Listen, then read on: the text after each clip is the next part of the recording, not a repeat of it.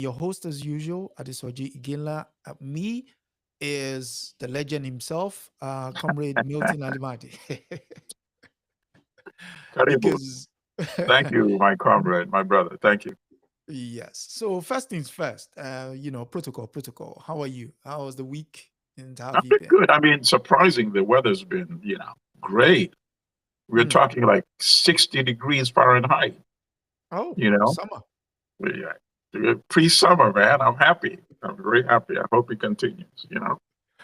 And you? Okay. Yeah, How's the I UK? mean, the UK has been The famous UK weather. it's been hovering in the, how can I say, the low tens. Yeah, you So have to that would be you have like to translate that for us. Yeah. that would be 15 degrees your end. So it's freezing basically. So Wow. Probably. yeah, so it's freezing, it's raining. I mean, so that's spring already, but with Keep the hope alive. rain, Keep hope yeah, alive. true. Speaking of hope, for our first story, we go to the money paper, the FT, and it comes with the story that the US of A declares South Africa's ambassador persona non grata. Right. So the headline reads, US declares South African ambassador persona non grata as Secretary of State Marco Rubio expels Ibrahim Rasool after he criticized Donald Trump in an online lecture. That's the man himself. Secretary of State Marco Rubio declared South Africa's ambassador to the US persona non grata on Friday, describing him as a race baiting politician who hates America. Do you want to respond to just that part first? Okay. So it's ironic that if you switch the names. Oh, Then you'd wonder, who he's talking about, right? yes. Hmm. Hmm. Yeah. Okay. Yeah. But it's the old tactic, right? Very Where much so. the perpetrator always throws Yeah. it against, the victim. I mean, all So I can that. say is, but, Mhm. I mean, okay, granted, ambassadors normally don't speak the way he spoke. But at the same time, presidents normally don't Don't speak the way the president of the do, United States has been speaking as well, you see, nor act as the president. right? No, yeah.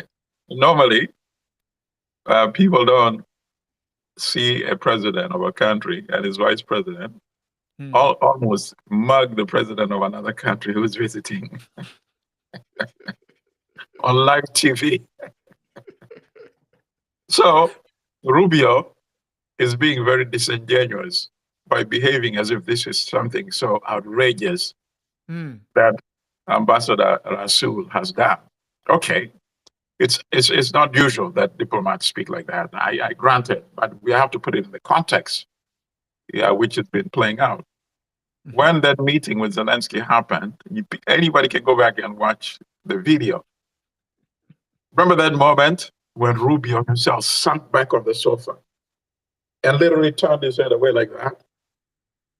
It's, yeah. Imagine for him to do something like that in public shows you even how he himself, the Secretary of State, was taken aback and shocked and even embarrassed by what had just transpired. Correct? Hmm. Hmm. But Correct. Yeah. obviously, the guy who embarrassed him is the guy who cuts his paycheck as well. So he's Hmm. not going to say that, this behavior by his own president It's was so far. outrageous or anything Yes. like that. Yes. You know, he's not going to say that. So he goes and he picks up South Africa. And of course, this is a continuation of a campaign, and we can't say this is something Republican or something Trump.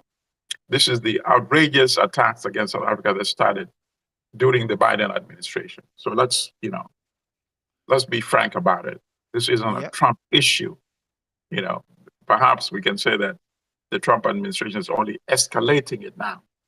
But they started Okay. punishing South Africa Yeah, I mean, Even before the lawsuit at the International Court of Justice against Israel, because South Africa had already been building that closer relationship with China and Russia and the BRICS movement.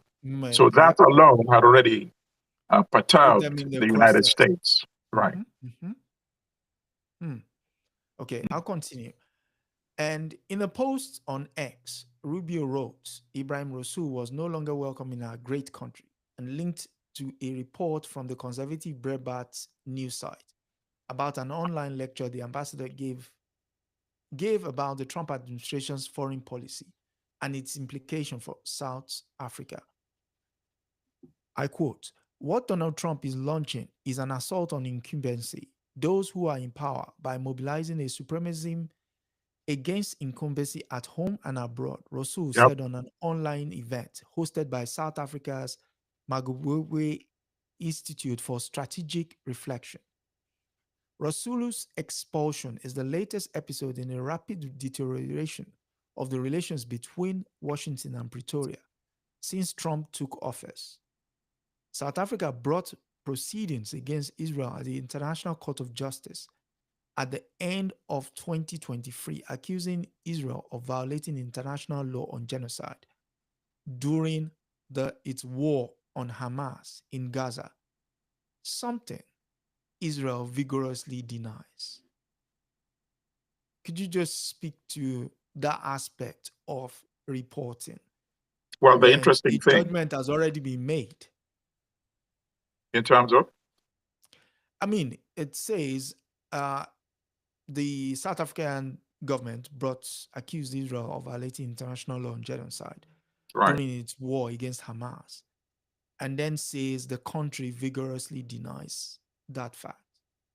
Oh, that's just a sentence they just copy and paste from every article, is required, so that they don't get attacked by Israel, who will say this is a one-sided article. So it's like a pro forma motion that they have to go through. But the interesting thing that he said was that, Trump is mobilizing supremacy, right, against incumbency. Incumbency, yeah. At home as well as abroad. In other words, he used that tactic to defeat the incumbency of Biden/Kamala at home. And he's also using the same strategy to try to undermine the government of South Africa, the incumbent, of course, Cyril Ramaphosa. That's what he meant by that. Okay. And of course, it's accurate statement. It's just as we said earlier in the beginning of this program today, ambassadors rarely speak like that, especially given the attack that South Africa had already been enduring since the lawsuit was filed against Israel at the International Court of Justice. Okay, proceed.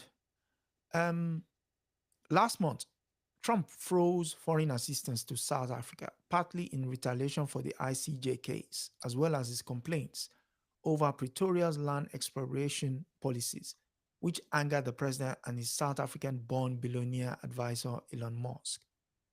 In his lecture, he repeats the same thing, right? So the newspaper then goes on to say, the labeling of an ambassador as persona non grata is a rare and serious diplomatic move. Last month, Rubio skipped a meeting of the G20 foreign ministers in South Africa after accusing Pretoria of anti-Americanism and doing very bad things. What does that mean? I mean, I'm not an American, so what does... No, nobody knows that. Even Rubio doesn't know that. Okay. So when he says he's not welcome in our great country, right? Mm-hmm. And then he says for doing very bad things. Who speaks like that? His boss. His boss speaks like that. So I don't even know if he's the one who's writing these things that he's saying. Maybe he's reading it on a script. But this is certainly not Rubio. Rubio doesn't speak like that. Rubio doesn't refer to the United States as our great country. Rubio doesn't say doing very bad things, as if you are talking to a classroom of 5-year-olds and saying, "Who did this? Mm, Who did this mm. very bad thing?" Right? Yeah. Wow. Wow. Who broke the glass? So, I did, one que- teacher. I did.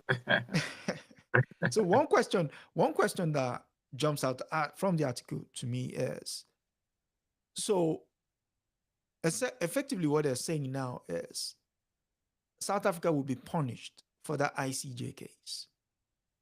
And Yep. doesn't matter. Go on, you were saying? No, no, I'm agreeing with you. Of course, it's like an example. Not Mhm. only are we not going to let you get away with this, we're going to force you to keep making concessions. And Mm, we are setting an example for other countries, not only an African country, any other country that would dare to take on the United States mm, like that. Of course, so many other countries agree with the position that South Africa has taken. But obviously, he's not going to go around doing the same thing to the European everybody. countries, for example, who Yeah. support that lawsuit, right? Mm, mm. South Africa is perceived to be the weakest link on the chain, so they can go out to South Africa in that manner, you know, Yeah, but while muzzling any further future criticism of that nature as well. mm, mm. But I mean, the case is running in the ICJ, and obviously South Africa is not going to withdraw the case. The case No, is completely out of their hands now. You yeah, know. that the withdrawing would bring down, yeah, Ramaphosa's government, definitely, Okay. So you know. the in light of the stance of the United States against South Africa in particular, how does that hamstring the South Africa with regards to its internal affairs? Because clearly it's focused on Uncle Sam's antics towards the country, but its internal politics also means he has to react both internally and internationally. Well, this will benefit, obviously, the economic freedom fighters. It Okay. will benefit Umkhonto party, Jacob Zuma's party. Jacob Zuma, yeah. Absolutely. Will they take advantage of it? Will they explore an alliance? Will they build this into a movement, prior to the next election? Will they Mhm. use this moment to educate the next generation of South Africans? Saying, listen, that's why we cannot afford to be dependent on a country such as the United States. Look at what they did with the, cutting off. I think the U.S. funding was covering For the AIDS program. 25% Yeah. of the anti-AIDS healthcare Program. campaign. Hmm. So you can't afford to be that dependent on a country that Mm, can flip-flop like that. Just, generally, we discussed it previously. No African country should be that dependent on external sources of financing. You mm, have to generate as much as you can capital domestically, which of course means that you have to start treating your workers a lot better, paying them a lot better, and allowing them to produce food crops as well, not just cash mm. crops that you Okay. rely on for export because you become so dependent on that neo-colonial economic model. Mm, So in a roundabout way, in an unintended way, in the long term, while the suffering is going to be very intense and immense in the beginning, in the early stages, mhm. in the long term, this is perhaps the kind of lesson that African countries needed. And ironically, it's been provided by Donald Trump. Okay. So before we go on to the next story, I mean, still in South Africa, it's important that we, take a stop and recognize the fact that March 21st 2025 will mark 65 years since the Sharpeville massacre. And why is it that clearly the audience is different, but why is it that that is not seen as a more pertinent issue to President Trump and his administration? I know, I mean, I'm asking the obvious question here, but No, I understand. I understand the reason you're asking that question. We know the answer, but I appreciate the question. yeah, It is because we do not control global media. We do okay. not have the kind of media that has the capacity or outreach of a CNN or a BBC or a New York Times, even the Guardian. You know, obviously I prefer the Guardian model because it's not so corporate, you know, dependent. It relies on its own readers.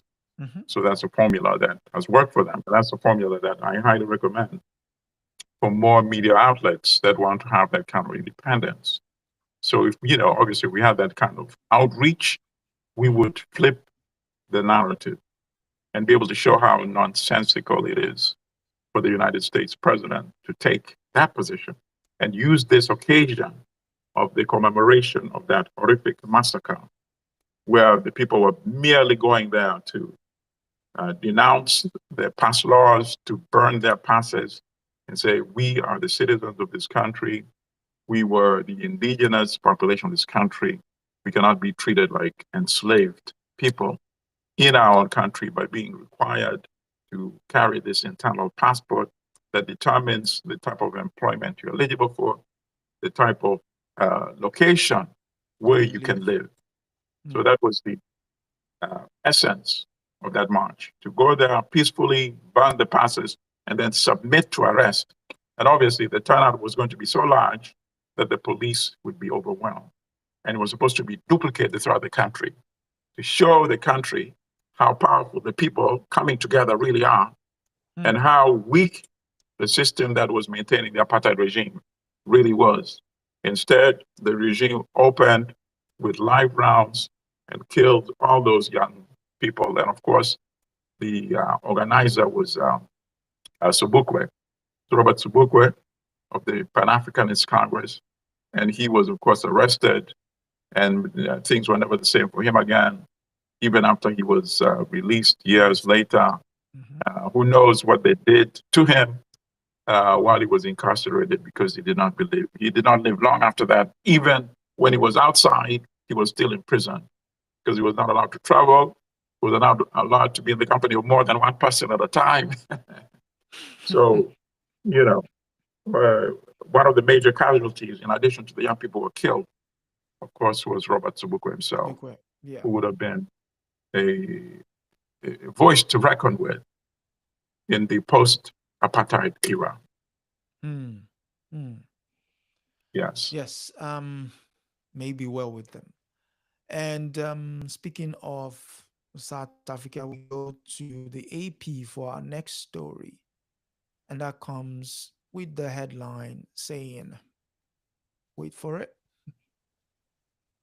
67,000 white South Africans, 67,000 white South Africans have expressed interest in Trump's plan to give them refugee status. The story is filed by Gerard Imre from Cape Town. And it reads, Cape Town, South Africa AP.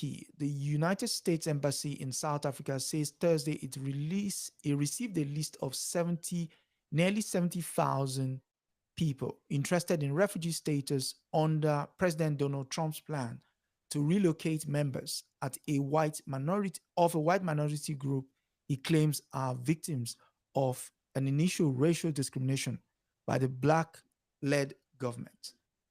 Could you hold the fort? Just someone is at my door. Wow. Sorry? Could you carry on? You want me to react to the story in general or specific? Yeah. In Just general react or to specific part? That specific part, because I just want to let someone in. 1 second. Yeah. So, I mean, this story is it's interesting on several reasons, right? For several reasons, rather. It's no longer shocking because we've heard the announcement made some time back that this is the policy that Donald Trump was launching. But I have some more revealing questions. Number one, the per capita income of Europeans in South Africa, the European South Africans, exceeds the per capita income of white Americans, right? European Americans. So European South Africans have a higher per capita income and standard of living, generally speaking, per capita than European Americans. So the first question is, who would want to abandon something like that? Unless, no, really, unless the person is insane, right? Mm-hmm. Unless the person is unemployed. And of course, we know they have the lowest unemployment level, but they still have unemployment, right? So while the unemployment for Africans could be close to 40%, for European South Africans, about 8%. So it could be segments of the 8% who would want to leave. It could be wealthy European South Africans as well, who just want to have dual citizenship, to get a US citizenship after they come as refugees, but still be able to go back to South Africa and run their business or try to start a new business here in the US while somebody is handling their affairs there. I cannot conceive or imagine that a South African who has a huge farm, who is making good money, who's exploiting the labor of Africans to create wealth for himself, is going to abandon that and willingly come to the US to submit himself into a refugee status. And then if I was South Africa, I would say, fine. If this is what you're doing, then you ought to forfeit the land that you're leaving behind. True. You see? Because you're not going to need it anymore. So we'll use that to redistribute to forfeit the land, so forfeit the citizenship. Absolutely. Right. So that will be the true test of how many. So you could see that number of 70,000 shrink to maybe, 100 or 200 people, you see. If this thing is really proper, if these issues I've just outlined are addressed, number one, as you said, are you going to renounce your South African citizenship? Are you going to abandon the land and the business that you have in South Africa? Those should be the conditions, because you're saying you're a refugee. It means you have no status, right? You want a new state to welcome you and eventually naturalize you and make you a citizen of that new country where you're running. True. So if these issues are addressed, I want to see how those numbers hold up. I guarantee you it will not be 70,000. Okay, I'll read some more part. Okay, so apparently the list was given to the embassy by the South African Chamber of Commerce in the US, which said it became a point of contact for white South Africans asking about the programs announced by Trump's administration last month. The chamber said the list does not constitute official applications. Probably they took heed of what that cost would be. I go further. But not only that, the application, in the application, you have to answer some of the questions that we've just raised. Are you renouncing your citizenship? Are you currently employed? What do you do? All that kind of information would have to be revealed. And so you think, you believe no one. They would look at the questions and they would walk out of the embassy. Let's put it that way. They would not fill that form, or they would lie on that form, right? But of course, as I said, there are unemployed European South Africans too, and those may come, and then they come here. They will live on welfare, and they'll find out that they're also impoverished European Americans. They'll end up working at McDonald's. They'll end up, some of them end up incarcerated because they'll find that they need to resort to crime in order to survive, or most likely they'll go back to South Africa. Wow. That paints a vivid picture. Paints a very vivid picture. Yeah, it does not make sense to flee from the life of privilege to an unknown destination with an unknown future. Mm, mm, mm. Okay, one more part. Trump's issued an executive order on the February 7th, cutting U.S. funding to South Africa, citing government's action fueling disproportionate violence against racially disfavored landowners. Trump's executive order specifically referred to Afrikaans, a white minority group who were descendants of mainly Dutch and French colonial settlers who first came to South Africa in the 17th century. The order directed Secretary of State Marco Rubio and Secretary of Homeland Security Kristi Noem to prioritize humanitarian relief to Afrikaners who are victims of unjust racial discrimination and resettle them in the US under refugee program. But there was one part that stood out to Right. me in the piece, and it's this part here. There are approximately 2.7 million Afrikaans in South Africa, which has a population of 62 million. I repeat, there are approximately 2.7 million Afrikaans, which in a country which has a population of 62 million.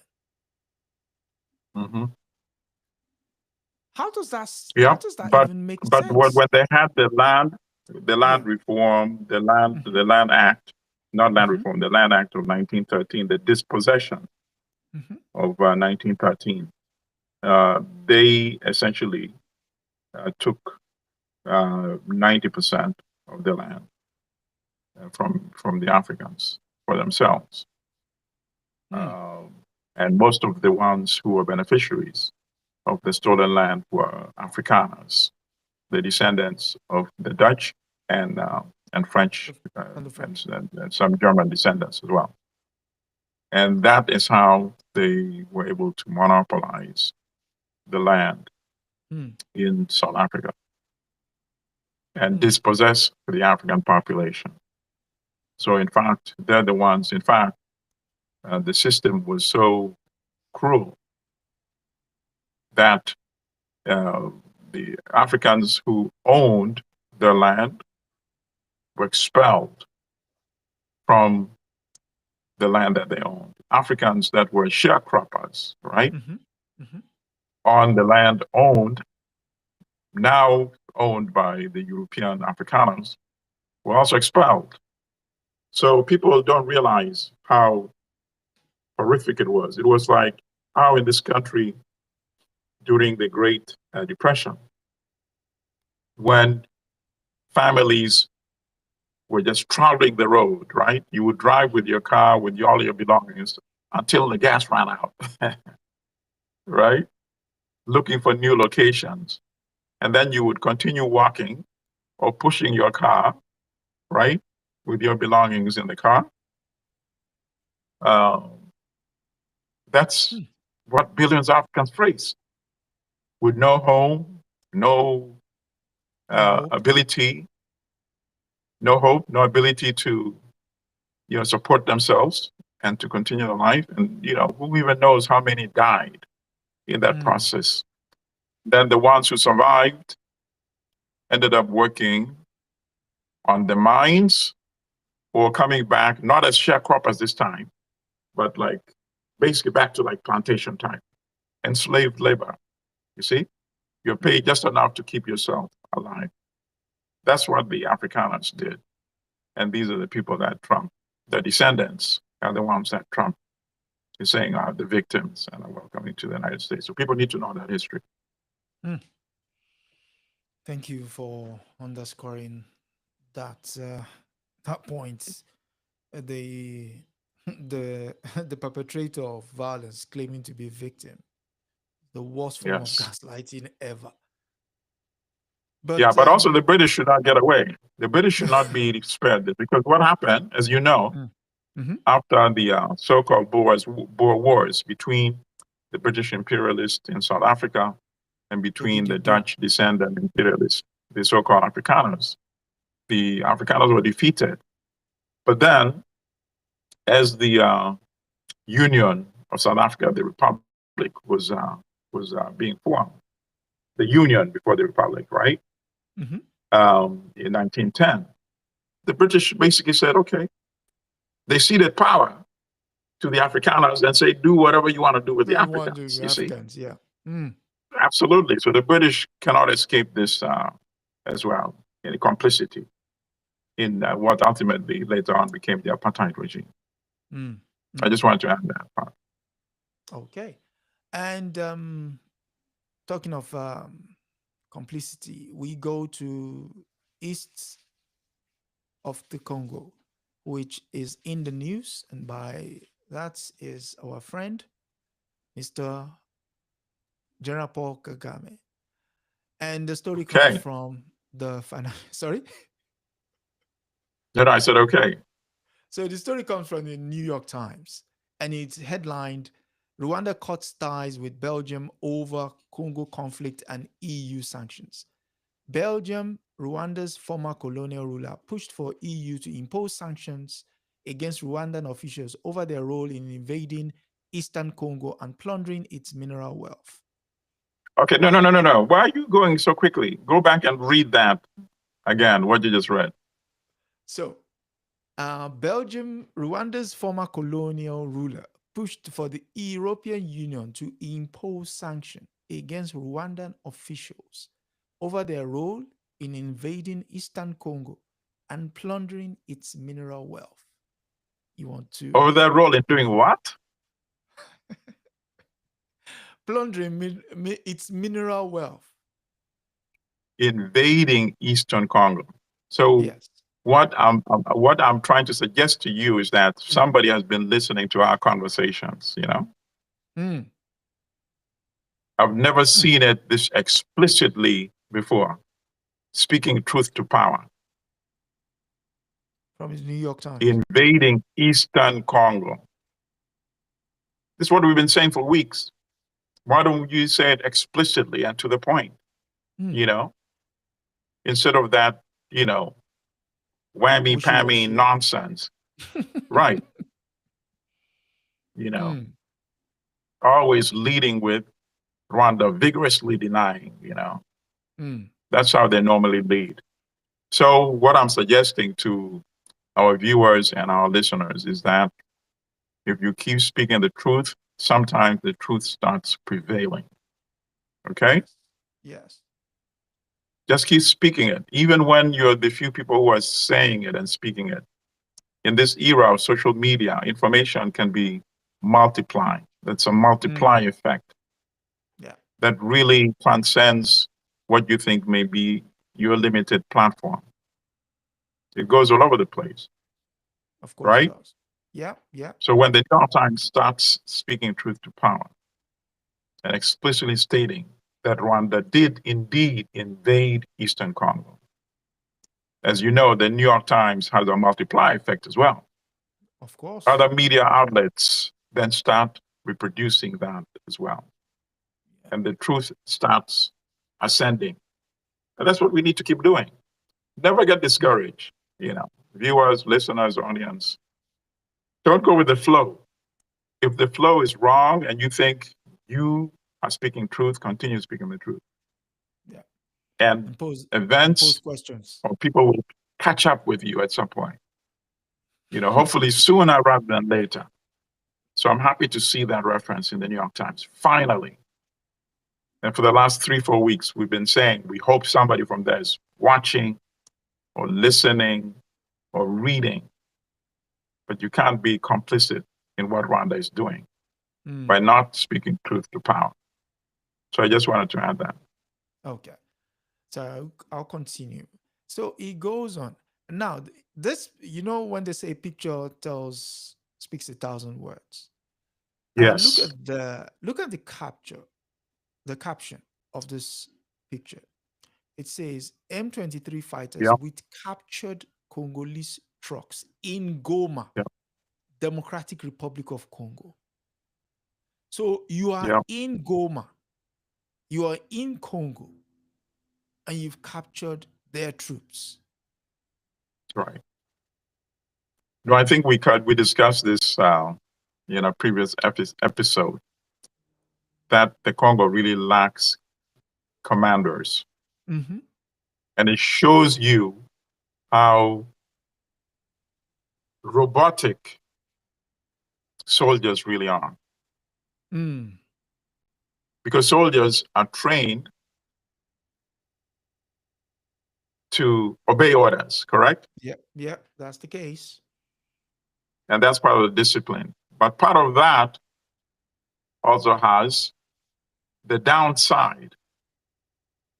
When the orders are not coming, you can have thousands of soldiers who are useless because there's nobody to instruct these robots what to do. Hmm. How can thousands of soldiers not resist an invasion of their country? That would happen if they've been cut off from the command structure, correct? Yep. So Or it they. shows to me that they have, number one, they have no morale, right? Yep. No motivation, no command structure, and they don't have effective commanders, really. And Hmm. remember, let's go back to even the 1960s, right? And I'm not saying it worked at that time, but it took Che Guevara, think about it, Hmm. come all the way from Cuba Cuba. to go to Tanzania and then to enter Eastern Congo to try to train resistance troops who are fighting against the Mobutu regime that had just been installed by the CIA and the West after they overthrew Patrice Lumumba, Hmm. you know? So it shows you the importance of commanders as well. Yes. And the Congo, they don't have it. They obviously don't have it. That's why, Rwanda has been able to take Goma, go take Bukavu, and could continue going and taking and taking. But obviously, now That the world is on. the The people that world is on the the people that case. control this region have said enough is enough. You see, and now uh, they're reeling in General Kagame. They're saying no more, and it looks like there will be no more going forward. Certainly, nobody's marching to Kinshasa, and even the proxy M23 no longer making those kind of statements. You recall about 3 weeks ago they were making those kind Yeah. of statements. Yeah. Yeah. Hmm. Okay. And so the story is filed by Ellen Peltier, and it reads: Rwanda severed diplomatic ties on Monday with its former colonial ruler, Belgium, which has been pushing to penalize Rwanda over its invasion of neighboring Democratic Republic of Congo. Rwanda's foreign ministry gave Belgian diplomats 48 hours to leave country. It seems as if the idea of expelling diplomats is the running theme this week. The diplomatic escalation came as the European Union, at the urging of Belgium on Monday, imposed sanctions against Rwandan military and government officials for their involvement in the conflict in Congo. The statement from the ministry for Rwanda ministry states Belgium has clearly taken sides in a regional conflict and continue to systematically mobilize against Rwanda in different forums. What's the regional conflict? There is no regional conflict. You've invaded a No, no, no. country. But that is actually good because So the initially they were saying this is a domestic Congolese conflict mhm, between aggrieved M23, which represents the interests of the discriminated minorities in Eastern Congo, aka Congolese Tutsi. mhm, Now they're conceding that that it's a it's a region. regional conflict, even though it's an invasion. But by saying regional, now he's admitting that it involves nation states. You see, The power of language. it's amazing whether that statement was approved by Kagame or not. So Mm. it says the European Union accused Rwandan government officials of fueling the conflict through the presence of Rwandan troops in eastern Congo and the plundering of Congo's mineral resources. The sanctions were Europe's first step towards increasing pressure on Rwanda, though so far it has maintained close cooperation on security and strategic minerals. It goes on. The Belgian Foreign Minister, Maxime Prévost, said in a statement that Rwanda's response is disproportionate and shows that when we disagree with Rwanda, they prefer not to engage in dialogue. He said Belgium will respond in kind to the expulsion of its diplomats. Now, this is a key part. The United States, the European Union, and the United Nations says Rwanda has been funding, supporting, and commanding an armed rebel group, M23, that has fought government forces in eastern Congo for more than a decade and launched new offensive there in January. M23 now controls the region's two largest cities, border crossings with Rwanda, and access to key natural resources, including one of the world's largest coltan mines. Coltan is a mineral that is vital to making smartphones and other electronic devices. M23 is in charge of an area in eastern Congo that is the size of Greece or Louisiana. So now they've laid the reason why they've actually want to stop them in their tracks, because they brought in the coal mine. And you can clearly see that once the coal mine came into being, that's affecting the supply chains. So the supply chains Absolutely. they've leaned on their government. Now the government has come out and said, okay, like you said earlier, enough is enough. But unfortunately for the guys on the ground, come on, we thought that we had a good thing here. Okay, you know what? Right. You guys have to go home. Yep. They're going to have to go back to their day jobs, you know. In the case of the regular troops of the Rwanda National Army, of course, they'll just, withdraw back to Rwanda. Mm-hmm. In the case of these posers who are pretending to lead M23, those are the ones who are going to have to go back to their day jobs, you see. They're not going to end up in Kinshasa after all. No, controlling those mines.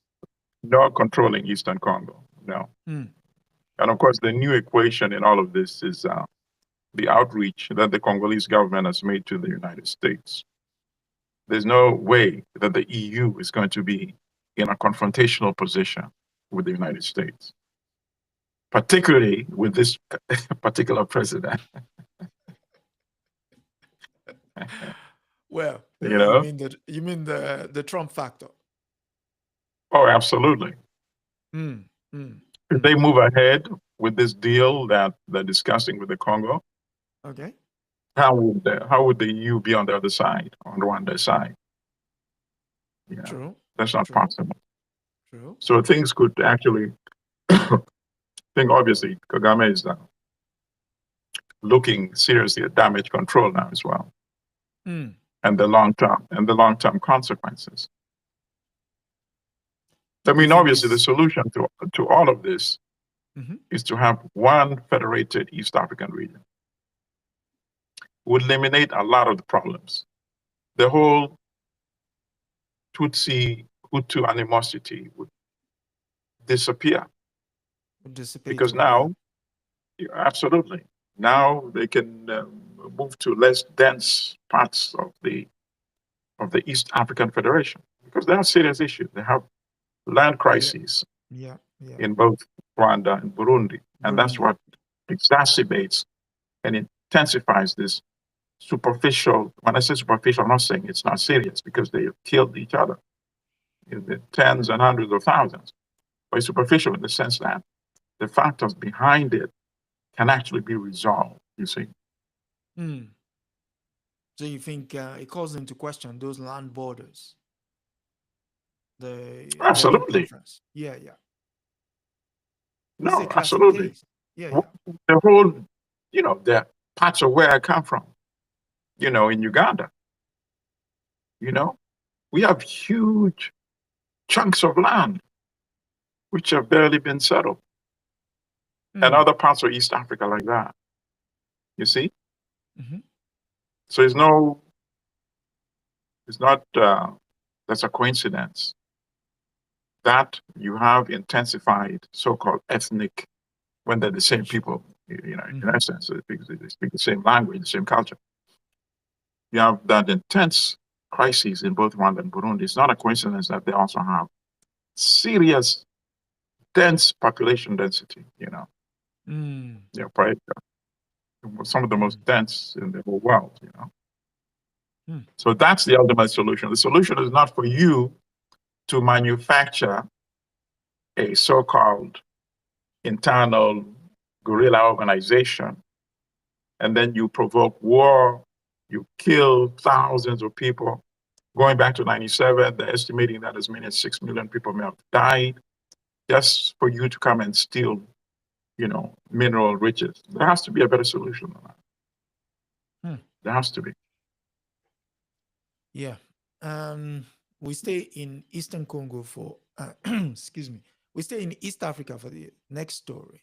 And that comes from another neocolonial state. And this story comes from the AP, and it's titled Kenya hosts Dutch royals as allegation of rights abuses mount in the East African nation. The story is filed by Evelyn Muzambi and Nicholas Como. It reads, Kenya is hosting the Dutch king and queen as allegations of human rights abuses are mounting in the East African country, with Kenyans writing hundreds of emails and petitioning the royals to cancel their visits. Kenya's government has been accused of arresting and detaining critics, especially after the June anti-government protest, during which demonstrators stormed parliament and touched a section of the building because they were angry over new taxes passed by legislatures. Initial question to you, sir, would be, Mm. why would they think the royals would be moved by their emails? Why? Well, they have to. They have to keep campaigning because you never Yeah, know what might happen. You see, yeah, but still, I you I am I'm a go. big. I've been Mhm, doing emails and petitions for like decades. Sometimes it lights fire, sometimes does not. I mean, I did a campaign. mhm, When was this? 2014, I believe. When Sam Kutesa, at that time Uganda's foreign minister, was appointed to be the president of the United Nations General Assembly. I said, why are you rewarding somebody who's essentially serving a criminal regime with that mm, prestigious position? Number one. Number two, this is the same country that has just enacted a law, and regardless of your own position, anybody's position on issues of LGBTQ, they enacted a law that had the death penalty for gay people in Uganda, which mm, goes against everything that the UN stands for. So how could he be elevated to that position, even if it's a symbolic position? It's not the Secretary General, but it's the President of the General Assembly for General 1 Assembly. year of that process. And So Uganda that had been campaign mm, started with a few signatures, a few dozen signatures, a few hundred signatures. By the time the Guardian wrote a story about it, it had it already had 3,000, right? mhm, They wrote a story, they quoted me, ended up having uh, more than 15,000 signatures. mhm, And I had like 7 media interviews. In other words, the guys, it was almost his campaign to be the president of the General Assembly was almost derailed. It took, in fact, like a US intervention for the to say guy, no. because obviously Uganda had deployed all those troops to Somalia, you see? Mhm. Yeah, yeah. So they had to cover for Quid pro Uganda. quo. Otherwise, the guy could have been derailed with something that started as a petition campaign, right? Mm, mm, So petitions, can really escalate. After the Guardian, of course, I had about 10 other media outlets contact me. for interviews, you know, including that guy on the BBC, the hard talk guy, right? Steven Was Saka. trying to, to exactly grill me. And of course, I was pushing back, you know. Yeah, you said something like, oh, if it was a successful campaign, why does it have only 15,000 signatures and not more? I said, if it was not a successful campaign, why would you be interviewing me? Ouch. I just, that silenced him completely. Yeah. Okay. But no, that's to go back to, yeah. So I can understand Mm. where the Kenyans are coming from. Okay. You never know Okay. what catches fire, in other words. Yeah. True. Mm. Okay, so along with the cracking down on demonstrators and curbing free speech, the country also saw state-linked abductions of young men for social media posts deemed offensive to the president. I wonder when we've seen that before. In December, during protest against widespread kidnappings and abductions, dozens of peaceful protesters were arrested. More than 20,000 Kenyans signed a petition on change.org asking Dutch King There you go. Willem Alexander and Queen Maxima to reconsider their visits last month. The government in Netherlands said it has received more than 300 emails asking for the cancellation, but the state visit will proceed as scheduled. So, Okay, and another good point. Let me just interject quickly. The 20,000 people that signed that, because now you have their contacts automatically. So when you're organizing another future event, you already have an audience of potentially 20,000 that can come to that event. You see? Right. Okay. Wow. That's one way of looking at it. Then, okay, Right. so we continue. The Dutch royals arrived on Monday night for a 3-day visit. Willem Alexander was honored with 21 gun salute and all the other Arabs. There was little excitement from the Kenyans on the street during the first day of the royal visit. Makaria Munene, a professor of international relations at the United States International University Africa, attributed it to the low morale that people in the country find themselves in. There's generally low trust for the government and what it stands for, in part because of such critical public institutions as health and education are not working, Munene said. The diplomatic cloud that Kenya used to have has evaporated. Amnesty International Saturday asked Kenya and the Netherlands to place human rights at the heart of the visit, address human rights violation, and commit to accountability for all victims following the recent brutal crackdowns on human rights in the East African country. For those who are probably listening to us for the first time, could you explain to them the history of Kenya and how Kenya came to be in the States? In the current predicament? Yes. Okay, well, it's not unique, actually. It's the history of Africa and the history of Africa's economic relationship with the West. It is the neocolonial economic structure that Africa has. It's not by coincidence that there's not a single industrialized African country. Think about it. It's not because all of the presidents are incompetent, right? Many are incompetent, right? But why is it that all of them have this thing in common? That not a single one of them, their country is an industrialized country. It's not. The answer is that because their relationship is a relationship of dependency. You produce tea, or you produce cocoa, you produce coffee. These are some of the principal so-called cash crops, right? Or you produce copper, and I should add cotton also on the cash crops. You produce copper, cobalt, coltan, diamond, gold, bauxite, uranium. You sell them in bulk, just like you sell the agricultural products I just listed in bulk as well.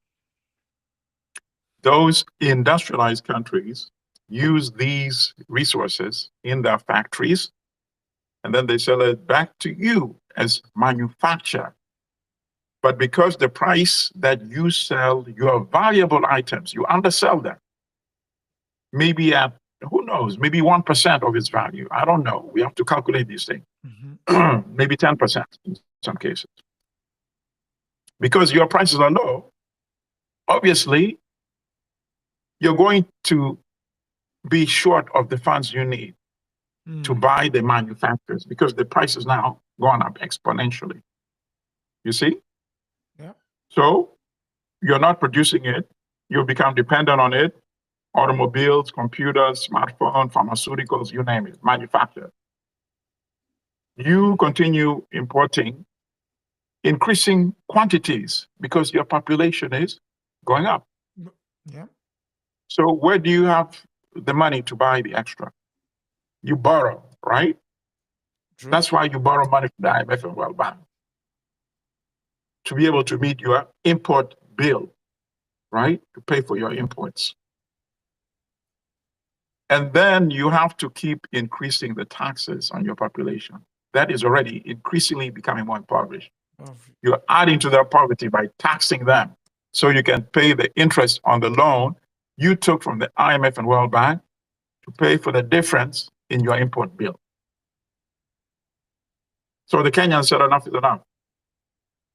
And increasingly in many other African countries, the youth are saying enough is enough.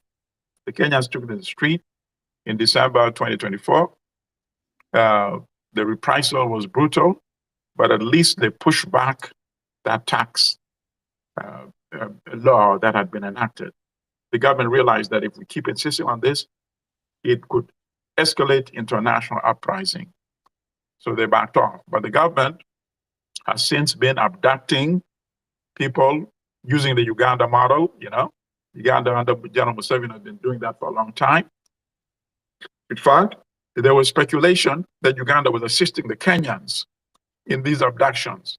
And then, of course, we got the proof and evidence when the leader, one of the leaders of Ugandan opposition movement, Dr. Kizza Besigye, was kidnapped in Kenya by Uganda operatives, taken back to Uganda, which of course then proved what people have been speculating all along, that Ugandan operatives are operating in Kenya, assisting Kenya, because this was not something that was widespread in Kenya, but it was widespread in Uganda. Then suddenly in Kenya, people also started disappearing. Some ended up being found dead, some were tortured and released. So that's where Kenya is, and that's why the Kenyans are saying they don't need foreign dignitaries to come there and legitimize this current regime by paying state visits. That's what it's all about. And it also might be pertinent for people to know that Kenya also had an uprising in its formative states when, like you said, you broke down the neocolonial economy. Kenya now exports in order to import. It sells flowers, coffee, tea, right, to import food. With yeah. some of the This most is really arable a shame. land on some of the most arable land on the continent. That is absurd, you know. It is. So go on. Yeah, it's absurd in all the African countries that is occurring. There should not be a single African country with food shortage, but there are only 24 hours in a day. If you have farmers growing coffee, you know, instead of food that they can eat, instead of growing, you know, even vegetables, you know, or greens, You're growing flowers. that happens. You're growing flowers because you want to export it to earn dollars and euros and pounds. Yes, that is the fight for Africa's independence. The young people must continue to fight for Africa's independence so that they're in a position to decide what they produce. First, satisfy the needs of your stomach and your family, and then grow other things for export. That makes more sense to me than the other way around. See? Yep. Unfortunately, again, the power of media and the need to disseminate information like this that has been put into proper context becomes much more important rather than Without a doubt. the potty and pap that they're fed in corporate media, or as the great Noam Chomsky will say, content being manufactured from day to day. What else do Correct. that kind of thing? So it's important that we continue this conversation. Although we've come to the end of this week's episode, next week we're going to be doing a book review, and the book review is one of, I would say, Martinique, but we'll claim him, Africa's greatest thinkers, Frantz Fanon, and the book is titled Towards the African Revolution, Frantz Fanon. And so Brother Milton and I will be looking at this book next week, and we hope you join us then, and hope you've found value in the stories we've gone through today. And if you do, Yes. please consider subscribing, sharing the information. You can also download it, the audio version, on all podcast platforms on Monday, first thing Monday morning, and you can listen to it on your way to work or while you go about your normal business. Brother Milton? Saluta continua. Remain Pan-African, and see you next week, sister and brother. And from me, yes, keep thinking African towards an African revolution and towards the African liberation, both mind, body, and space. Until next week, good night and God bless.